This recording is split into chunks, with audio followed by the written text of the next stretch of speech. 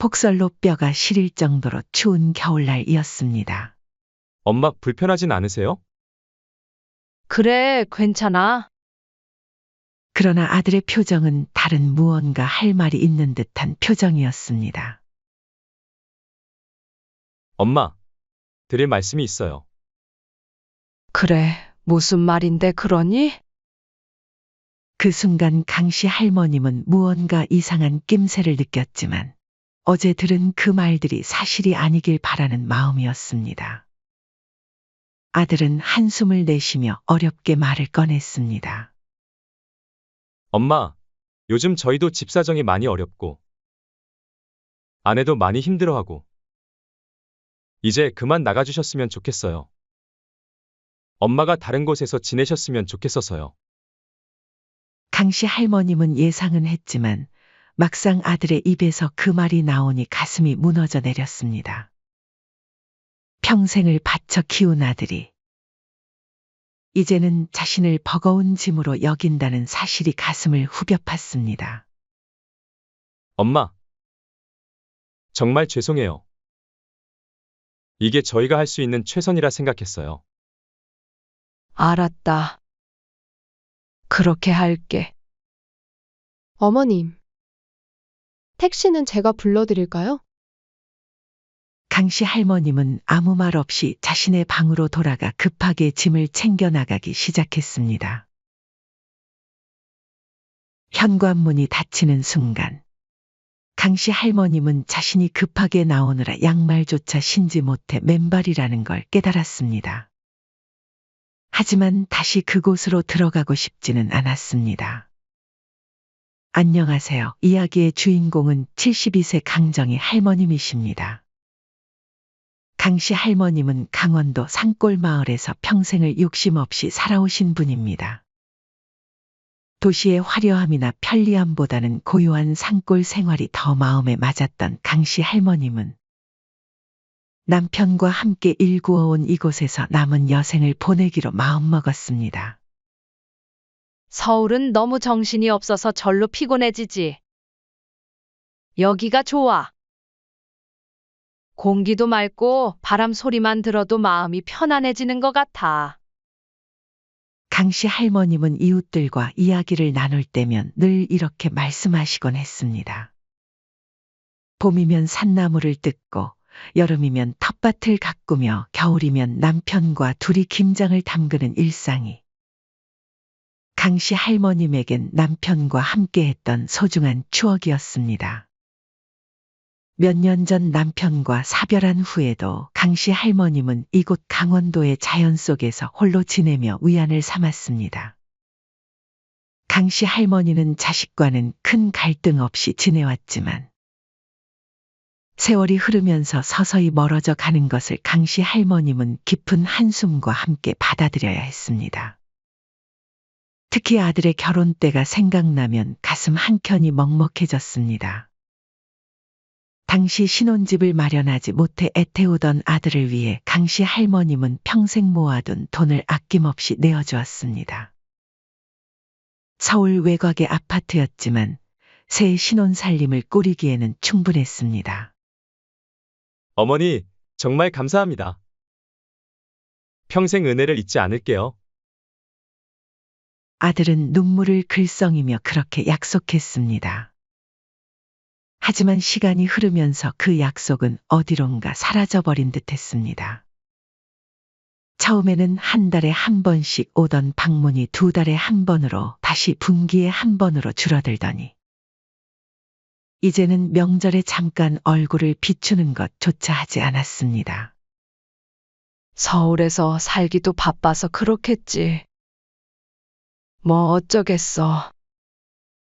강씨 할머님은 텅 빈 거실에 혼자 앉아 이렇게 중얼거리곤 했습니다. 그러던 어느 날 강원도에 50년 만에 기록적인 폭설이 내렸습니다.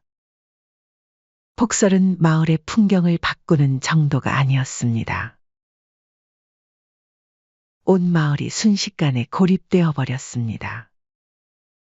거대한 눈의 무게를 이기지 못한 나무들이 쓰러지면서 전봇대까지 넘어뜨렸고 마을의 전기마저 끊겨버렸습니다.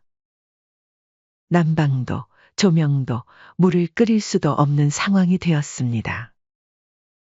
강씨 할머님은 처음에는 담담히 상황을 받아들였습니다.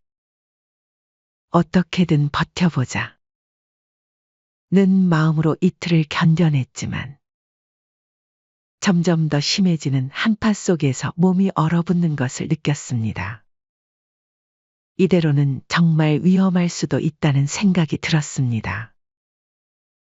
아이고.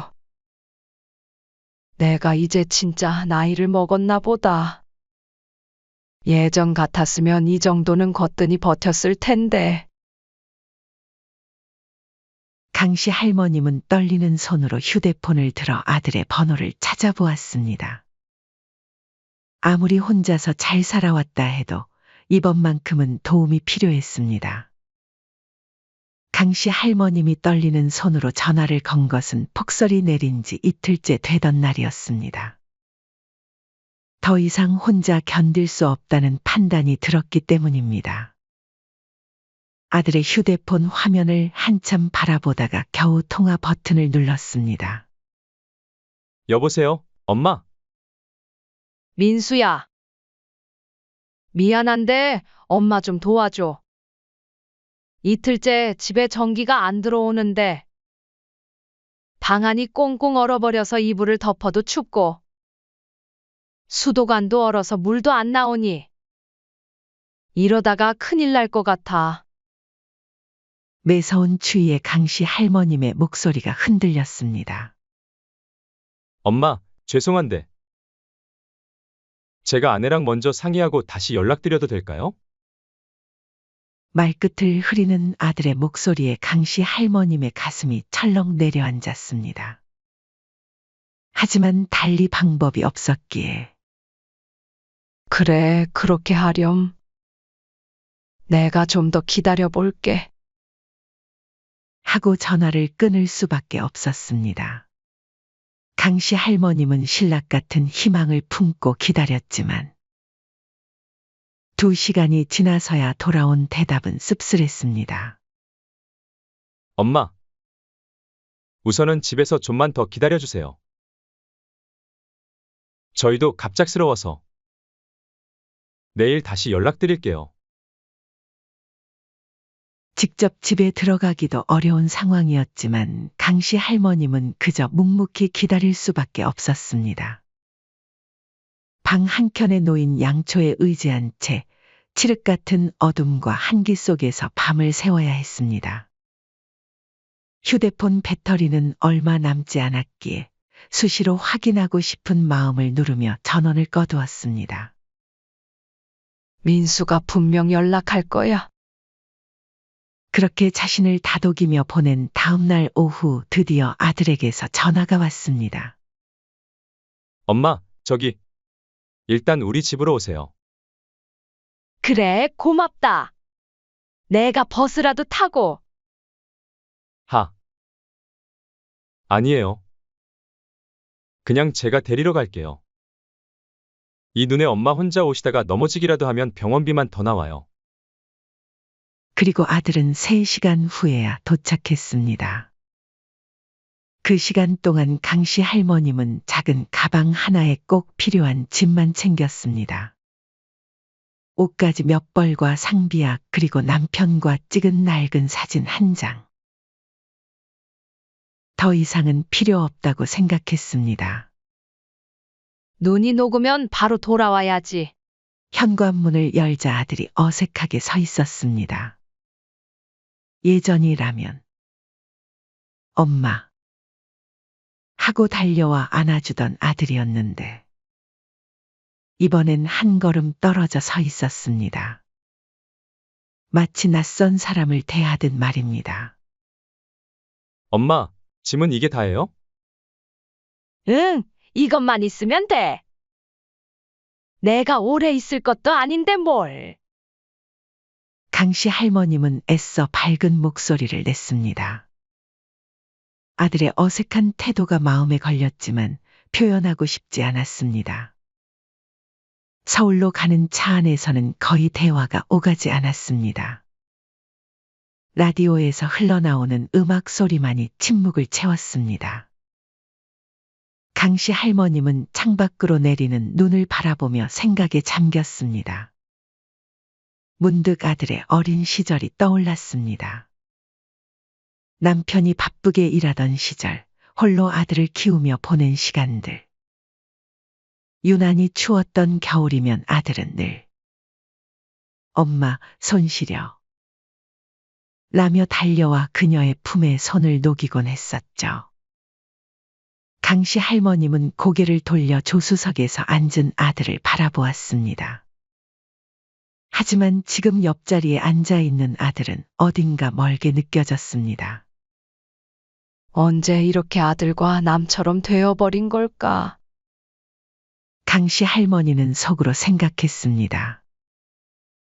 참, 혜진이가 날 반갑지 않아 할 텐데. 강씨 할머니는 며느리의 얼굴이 떠올랐습니다. 신혼집을 사줄 때만 해도 친정엄마처럼 모시겠다 던 며느리였는데 언제부터인가 강씨 할머니와 마주할 때면 말수가 줄고 표정이 굳어졌었죠. 예상대로였습니다.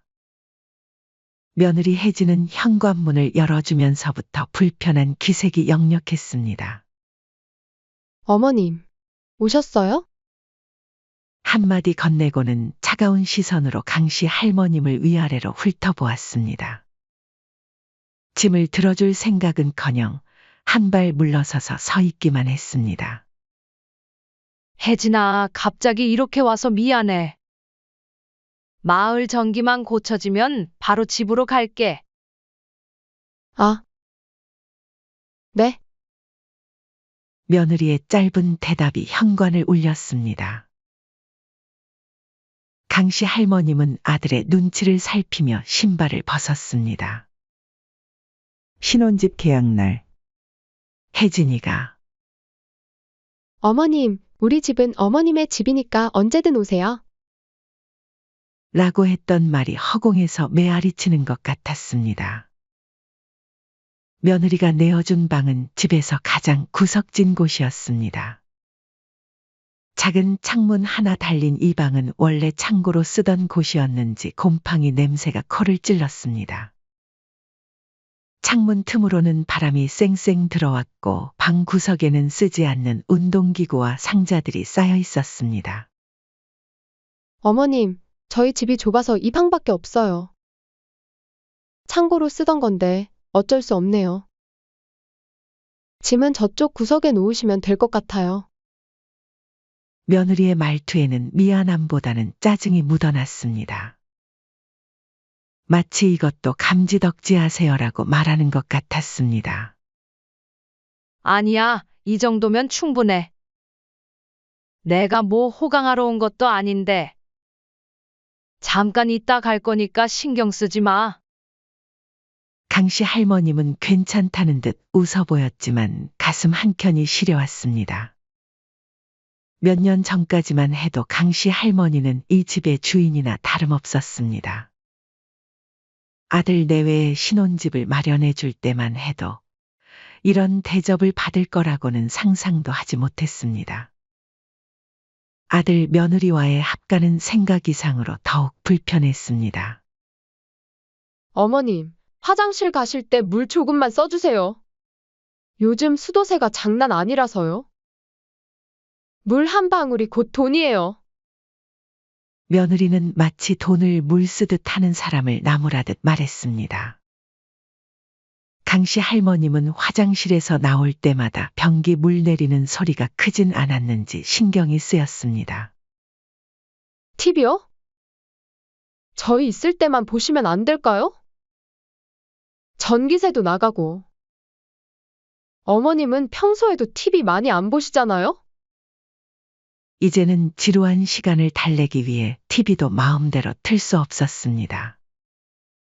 방 안에서 할 수 있는 일이라곤 창밖을 바라보는 것뿐이었습니다.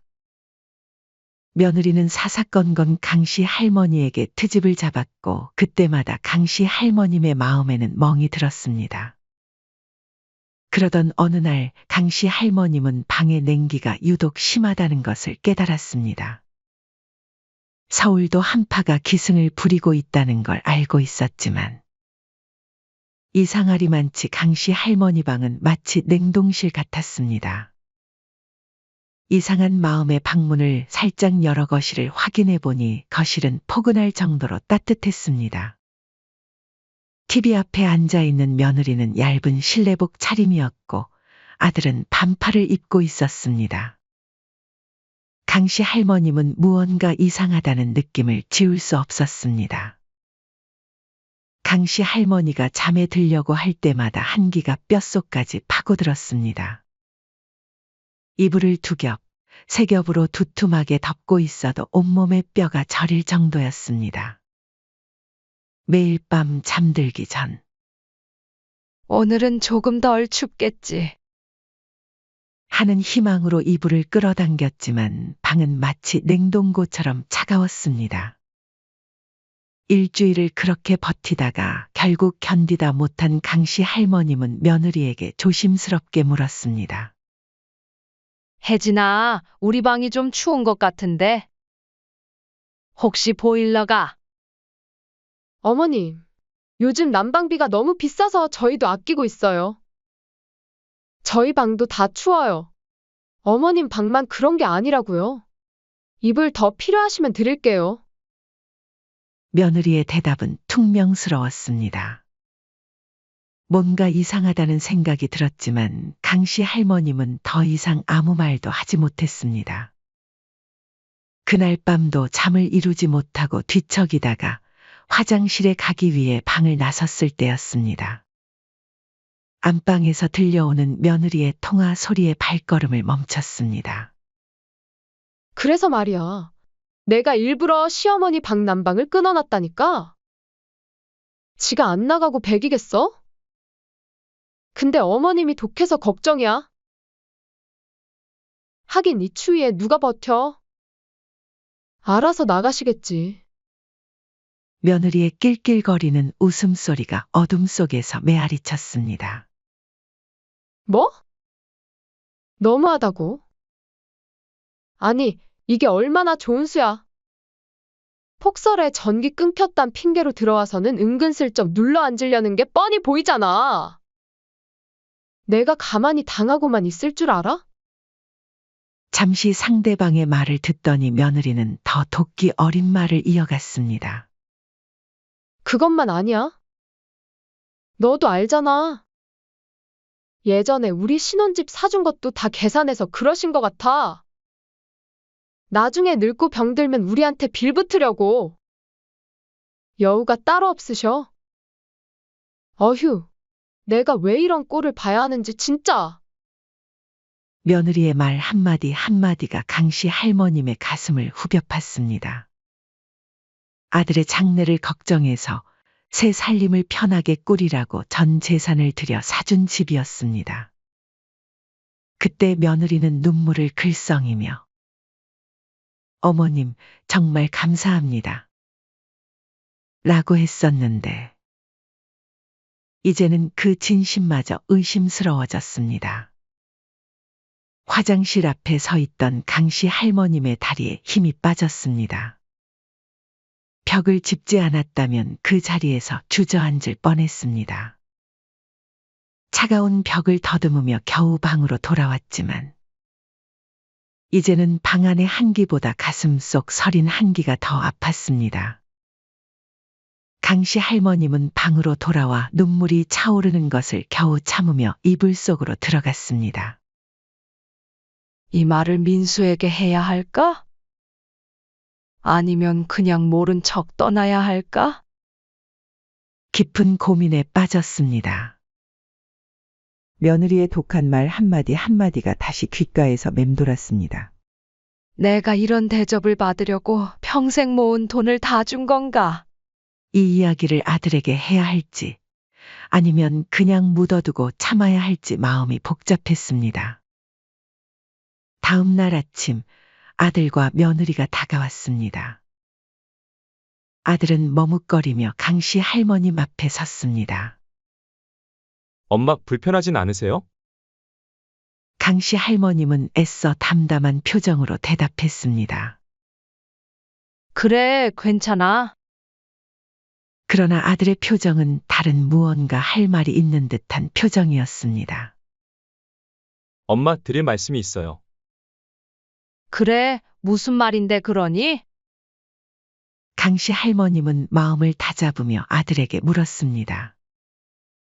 그 순간 강씨 할머님은 무언가 이상한 낌새를 느꼈지만 자신의 아들만큼은 어제 들은 그 말들이 사실이 아니길 바라는 마음이었습니다. 아들은 한숨을 내쉬며 어렵게 말을 꺼냈습니다. 엄마, 요즘 저희도 집 사정이 많이 어렵고 아내도 많이 힘들어하고 이제 그만 나가주셨으면 좋겠어요. 엄마가 다른 곳에서 편히 지내셨으면 좋겠어서요. 강씨 할머님은 아들의 말을 듣는 순간 머릿속이 하얘졌습니다.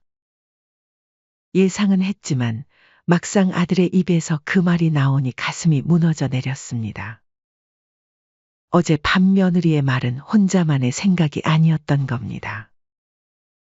아들도 자신을 짐으로 여기고 있었던 것입니다. 평생을 바쳐 키운 아들이, 전 재산을 들여 보금자리를 마련해준 그 아들이 이제는 자신을 버거운 짐으로 여긴다는 사실이 가슴을 후벼 팠습니다. 하지만 강씨 할머님은 아무 말도 하지 않고 묵묵히 고개를 끄덕였습니다. 알았다. 그렇게 할게. 정작 그 말이 나오자 아들은 마치 자신이 도리를 다한 듯 말을 덧붙였습니다. 호텔 방을 하나 알아봤어요. 엄마가 거기서 편히 쉬시다가 아들의 말이 끝나기도 전에 며느리가 옆구리를 쿡 찌르며 말을 끊었습니다. 이 양반이 호텔은 무슨... 어머님, 요즘 모텔도 아주 깔끔하고 좋아요. 역 근처에 괜찮은 모텔 있더라고요. 거기서 며칠 쉬시기에 딱일 거예요. 며느리의 말에 강씨 할머님은 쓴웃음을 지었습니다. 강씨 할머님은 며느리의 말을 들으며 더 이상 대답할 필요조차 없다고 생각했습니다. 아들이나 며느리 모두 자신을 진심으로 걱정하는 것이 아니라 그저 빨리 내보낼 핑계만 대고 있었습니다. 짐을 꾸린 강씨 할머님이 현관으로 나서자 며느리는 한 발짝 뒤로 물러섰습니다. 어머님, 역 근처 모텔 예약해 둘게요. 택시는 제가 불러드릴까요? 강씨 할머님은 아무 말 없이 자신의 방으로 돌아가 급하게 짐을 챙기기 시작했습니다. 옷가지 몇 벌과 필수품만을 작은 가방에 쑤셔 담았습니다. 남편과 찍은 사진 한 장도 잊지 않고 넣었습니다. 엄마, 정말 죄송해요. 이게 저희가 할 수 있는 최선이라 생각했어요. 아들이 마지막으로 불렀지만 그마저도 형식적인 걱정일 뿐이었습니다. 강씨 할머님은 아들의 목소리를 들으면서도 엄마를 위해서라는 아들의 허울 좋은 변명으로 포장된 가식이 강씨 할머니의 가슴을 더 아프게 했습니다. 진심 어린 사과도 붙잡는 말 한마디도 없었습니다. 그저 체면을 차리기 위한 말뿐이었습니다. 현관문이 닫히는 순간 강씨 할머님은 자신이 급하게 나오느라 양말조차 신지 못했다는 걸 깨달았습니다. 맨발의 구두를 구겨 신은 채였습니다. 차가운 바람이 발목을 스치자 온몸이 떨렸습니다. 하지만 다시 들어가고 싶지는 않았습니다. 그 순간만큼은 이 추위보다 아들의 차가운 마음이 더 싫었습니다. 눈길을 걷는 강씨 할머님의 발끝은 얼어붙을 듯 시렸지만 더 이상 돌아갈 곳도 돌아갈 이유도 없었습니다. 강씨 할머니의 무거운 가방을 든 손은 이미 차가워져 있었고 눈발은 점점 더 거세져 시야마저 흐려졌습니다. 지나가는 택시를 향해 손을 들었습니다. 택시가 멈춰 서자 강씨 할머님은 마지막으로 아파트를 돌아보았습니다. 이곳은 한때 자신이 전 재산을 들여 마련해준 아들과 며느리의 신혼집이었습니다. 하지만 이제는 자신이 처절하게 내쫓겨진 가슴 아픈 곳이 되어버리고 말았습니다. 내가 사준 집인데 내가 들어가질 못하네. 모텔방에서 밤새 잠을 이루지 못하고 뒤척이던 강씨 할머님은 한숨을 내쉬며 혼잣말을 했습니다. 이불을 목까지 끌어올리며 몸을 웅크렸지만 그 서글픔은 좀처럼 가시지 않았습니다. 강씨 할머니는 다시 눈을 감으려 했지만 문득 오래전 일이 떠올랐습니다. 바로 아들 내외에 신혼집을 마련해 줄 당시 아들이 했던 말이었죠. 아, 엄마, 그냥 제 명의로 하시면 되잖아요. 어차피 저희가 살 집인데. 라고 했지만 부모가 자식에게 재산을 한 번에 물려줬다가 나중에 힘들어지는 경우를 수도 없이 들어왔습니다. 그렇게 강씨 할머니는 마음을 굳게 먹고 거절했었습니다. 엄마가 너희를 못 믿어서가 아니야. 세상 일은 어떻게 될지 모르는 거잖아. 어차피 내 엄마 돌아가시면 다 너희 거인데 뭐가 그렇게 급해. 강씨 할머니는 아들 내외에게 집을 사줄 때 혹시 모를 일을 대비해 자신의 명의로 해두었던 것입니다. 강씨 할머님은 그 사실을 이제야 떠올리며 몸을 일으켰습니다. 맞아, 그 집은 아직도 내 명이야. 수년 전의 일인지라 강씨 할머니조차 그 집이 자신이 마련해 준 것이라는 사실만 기억할 뿐 등기부 명의는 자신의 것임을 까맣게 잊고 지냈던 것이었습니다. 그때는 강씨 할머님도 아들과 며느리도 이런 날이 올 거라고는 아마 상상도 못했을 것입니다. 그때는 그저 웃어넘겼던 그 말이 이제는 마치 예언처럼 느껴졌습니다. 서러움과 분노가 뒤섞인 강씨 할머님의 마음은 서서히 다른 감정으로 바뀌어 갔습니다. 그래. 이제는 달라져야지. 강씨 할머님은 굳은 결심을 했습니다. 더 이상 순하고 착한 어머니로 살지 않기로 했습니다. 이제는 자신의 권리를 당당히 찾아야 할 때였습니다. 아들과 며느리가 저지른 배신의 대가를 그들이 감당할 수 있는 방식으로 톡톡히 치르게 해줄 생각이었습니다. 다음 날 강씨 할머님은 등기소를 찾았습니다.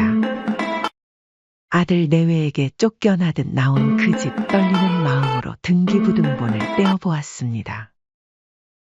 서류를 받아드는 손이 떨렸습니다.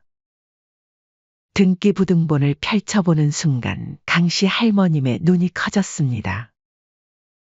소유주란에 선명하게 적힌 김정희라고 할머니 이름이 적혀 있었습니다. 그때 민수가 자기 명의로 해달라고 그렇게 졸랐었지. 안 해주길 천만다행이었어. 가슴 한켠이 뜨거워졌습니다. 그동안 참아온 모든 서러움이 분노로 바뀌어가는 것을 느꼈습니다. 며느리가 할머니의 방난방을 끊어가며 자신을 내쫓으려 했던 일. 아들이 오갈 데 없는 자신을 모텔로 내보내던 일.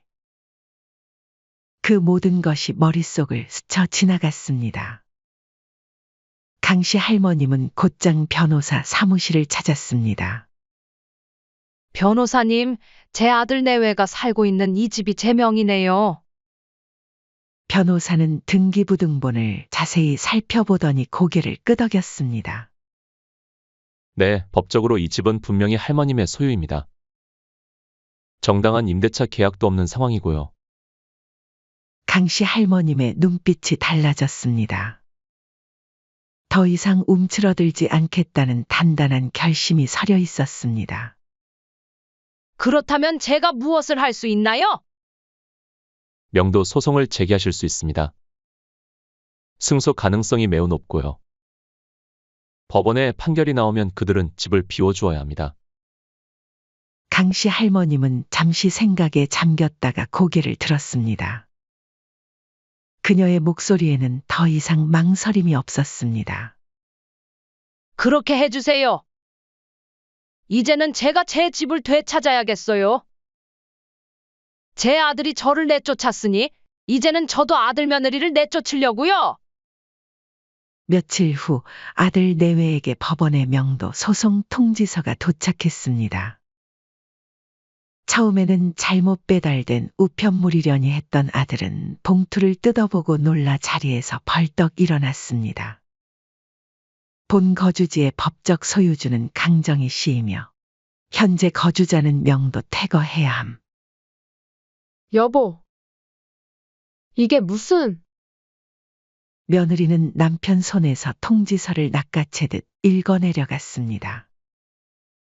한 줄 한 줄 읽어내려갈수록 며느리의 얼굴이 창백하게 변해갔습니다. 방난방을 끊어가며 시어머니를 내쫓던 그 당당함은 온데간데 없이 사라졌습니다. 그제야 아들과 며느리는 잊고 있던 것을 깨달았습니다. 자신들이 그토록 천대하고 내쫓았던 시어머니가 이 집의 진짜 주인이었다는 것을. 아들은 급히 전화를 걸었습니다. 엄마! 이게 무슨 일이에요? 왜 갑자기 저희 보고 나가라고 하시는 거예요? 왜? 내 집에서 나가달라는 게 그렇게 이상하니? 강씨 할머님의 소리에는 이전에 없던 단단함이 깃들어 있었습니다. 엄마, 제가 잘못했어요.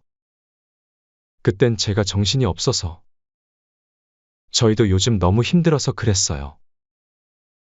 그래서 내 어미를 방난방을 끊어가면서까지 내쫓으려 했던 거니? 어머님.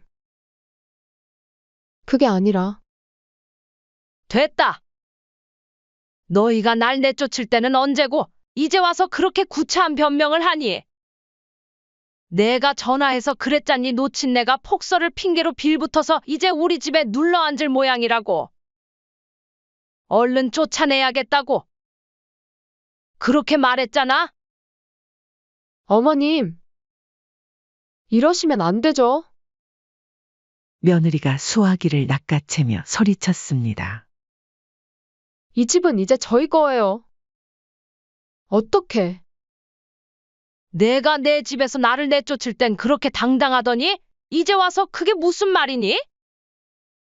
법적으로도 도덕적으로도 내 집이야. 나가. 통화가 끝난 후 강씨 할머님은 창밖을 바라보았습니다. 아직도 눈이 조금씩 내리고 있었습니다. 며칠 전 그날처럼 말입니다. 하지만 이번에는 그 눈발이 전혀 춥게 느껴지지 않았습니다. 결국 한 달 후 아들 내외는 짐을 싸야 했습니다. 법원의 최종 판결이 내려진 것입니다. 이삿짐 센터에 트럭이 도착하고 아들 내외는 무거운 발걸음으로 짐을 옮기기 시작했습니다. 며느리의 얼굴은 참담했습니다. 한때 시어머니를 내쫓으며 보였던 그 당당함은 온데간데 없이 사라졌습니다. 어머님. 저희가... 며느리가 마지막으로 입을 열었지만 강씨 할머님은 고개를 돌렸습니다. 더 이상 할 말도 들을 말도 없었습니다. 짐을 다 싸고 현관문을 닫기 직전 아들이 마지막으로 돌아보았습니다. 엄마, 이제 가렴.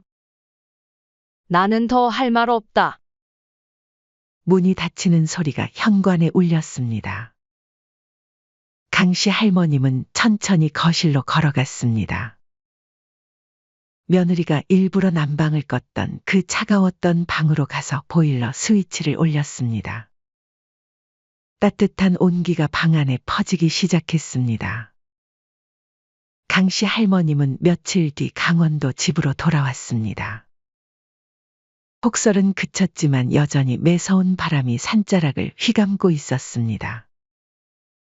현관문을 열자 냉기가 훅 끼쳐왔습니다. 전기가 끊겼던 며칠 동안 집 안 전체가 냉장고처럼 차가워져 있었습니다. 방 안의 물건들을 정리하면서 강씨 할머님은 깊은 생각에 잠겼습니다. 남편과 함께 가꾸었던 공간, 오랫동안 정이 들었던 이 집이었지만 이번 폭설 사건은 그녀에게 뼈아픈 교훈을 주었습니다. 혼자 사는 노인이 인적 드문 시골에서 지내기에는 너무나 위험하다는 것을 말이죠. 이대로 있다가는 또 다시 누군가에게 의지해야 할지도 몰라. 그 후 강씨 할머니는 아들의 서울 아파트를 매매하기로 결심했습니다. 부동산에 내놓자마자 매수자가 나타났고 생각보다 훨씬 높은 가격의 거래가 성사되었습니다. 아파트를 구입할 당시보다 가격이 2배 이상 올라 있었던 것입니다. 아들의 집을 판 돈으로 강씨 할머님은 경기도 근교의 작은 빌라를 알아보기 시작했습니다. 서울처럼 복잡하지 않으면서도 위급할 때 도움을 받을 수 있는 곳을 찾았습니다. 마침내 조용한 주택가에 자리 잡은 깔끔한 빌라를 발견했습니다. 2층짜리 빌라는 채광이 좋았고 엘리베이터도 있어 노인이 생활하기에 불편함이 없었습니다. 새로운 보금자리로 이사한 첫날, 창문을 열자 따스한 햇살이 들어왔습니다. 작지만 아늑한 공간, 창밖으로 보이는 조용한 동네 풍경이 마음을 편안하게 했습니다. 이제 여기서 인생 2막을 새롭게 시작해볼까? 더 이상 누구에게 기대지 않고 내 힘으로 살아가야지. 빌라를 정리하면서 강씨 할머님은 깊은 생각에 잠겼습니다. 폭설이 내리던 그날, 자신이 겪었던 그 절박한 심정이 떠올랐습니다. 분명 자신처럼 도움이 필요한 노인들이 많을 것입니다. 혼자 사는 것이 두려워 자식에게 매달렸다가 상처받는 노인들. 난방비가 없어 추운 겨울을 홀로 떨며 보내는 노인들. 내가 도움이 됐으면 좋겠어. 나처럼 외롭고 힘든 노인들에게 그분들이 조금이라도 마음도 몸도 따뜻한 겨울을 보내실 수 있도록. 그렇게 강씨 할머님은 지금 사는 빌라를 매입하고 남은 전 재산을 독거노인을 위한 복지재단에 기부하기로 마음먹었습니다. 자신이 겪은 아픔을 통해 다른 이들에게 따뜻한 희망이 되고 싶었습니다. 이 결심을 하기까지 강씨 할머님은 며칠 밤을 뒤척였습니다. 아무래도 평생 모은 재산을 기부한다는 것이 쉬운 결정은 아니었습니다. 하지만 그때마다 떠오르는 것이 있었습니다. 난방도 끄는 채 자신을 내쫓으려 했던 며느리의 모습. 그리고 그것을 알면서 막지 않았던 아들의 모습이었습니다. 이 돈을 자식한테 남겨봤자 나중에 또 뭔 일이 생기지 않을까. 마침내 강씨 할머님은 지역 복지재단을 찾아갔습니다. 특히 홀로 사는 노인들을 위한 지원 사업에 관심이 갔습니다. 폭설이 내릴 때 도움의 손길이 없어 고립되는 노인들. 난방비가 없어 추운 겨울을 떨며 보내는 노인들을 위해 이 돈이 쓰였으면 했습니다. 하지만 소문은 금세 퍼졌습니다. 아들 내외가 찾아온 것은 그로부터 얼마 지나지 않아서였습니다. 엄마! 이게 무슨 소리예요? 전 재산을 다 기부하신다고요? 아들은 현관문을 열자마자 다급한 목소리로 외쳤습니다. 왜 내 돈인데 내 마음대로 할 수 없다는 거니? 강씨 할머님의 목소리는 담담했습니다. 어머님, 제가 잘못했어요. 앞으로 손주도 태어날 거고, 저희는 집도 없는데 앞으로 어떻게 살라고요? 며느리는 무릎을 꿇고 흐느끼며 용서를 빌었습니다. 평소에 당당하던 모습은 온데간데 없이 사라졌습니다. 그때 제가 정말 어리석었어요. 어머님을 그렇게 홀대하고, 방 난방도 끄고, 이제 와서 생각하면 제가 너무 끔찍한 짓을 한 거예요. 밤마다 죄책감에 잠도 못 이뤄요. 아들도 며느리 옆에 무릎을 꿇었습니다. 엄마. 제발 전 재산 기부만은 다시 생각해 주세요.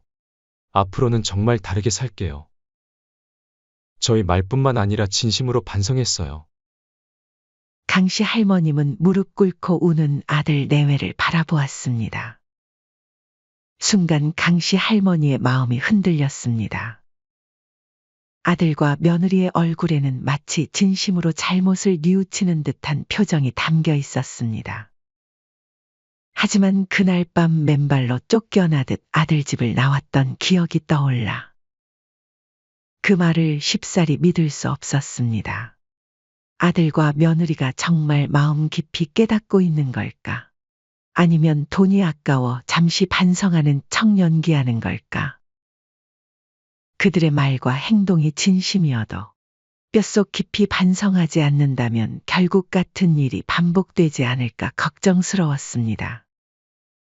일어나렴. 이제 와서 그런다고 해서 달라질 게 없어. 내 돈은 정말 도움이 필요한 사람들을 위해 쓰일 거야. 며칠 후 강씨 할머님은 복지재단을 찾았습니다. 기부 서류에 서명하기 위해서였습니다. 재단 직원이 서류를 내밀자 잠시 펜을 쥔 손이 떨렸습니다. 창밖으로 눈이 조금씩 내리고 있었습니다. 그날처럼 말입니다. 문득 무릎 꿇고 용서를 빌던 아들의 모습이 떠올랐습니다. 어린 시절 아들을 키우며 고생했던 날들, 결혼할 때 기뻐하던 모습. 그리고 그날 밤 자신을 내보내며 했던 마지막 인사. 복잡한 감정이 밀려왔습니다. 한순간에 미운 정이 사라지는 것은 아닌가 봅니다. 강씨 할머님은 펜을 들었다 내려놓기를 반복했습니다. 자식이 잘못했다고 빌 때는 매몰차게 돌아섰지만 막상 이렇게 앉아 있으니 지난 세월이 필름처럼 스쳐 지나갔습니다. 분명 잘못한 건 아들 내외였는데 왜 이렇게 마음이 힘든 걸까요? 펜을 쥔 강씨 할머님의 손이 여전히 떨리고 있었습니다. 참 기분 이상하네. 평생을 자식 잘 되라고 모은 돈인데. 창밖으로는 눈이 조금씩 내리고 있었습니다. 그날처럼 말입니다. 여러분들이라면 어떻게 하시겠어요? 제가 아들 며느리에게 마지막 기회를 주는 게 맞을까요? 아니면 제가 결심했던 대로 진정으로 도움이 필요한 분들을 위해 기부를 해야 할까요? 염치 없지만 이 고민을 여러분과 나누고 싶어 이렇게 사연을 보내봅니다. 사연은 여기까지였습니다. 시청해 주셔서 감사합니다.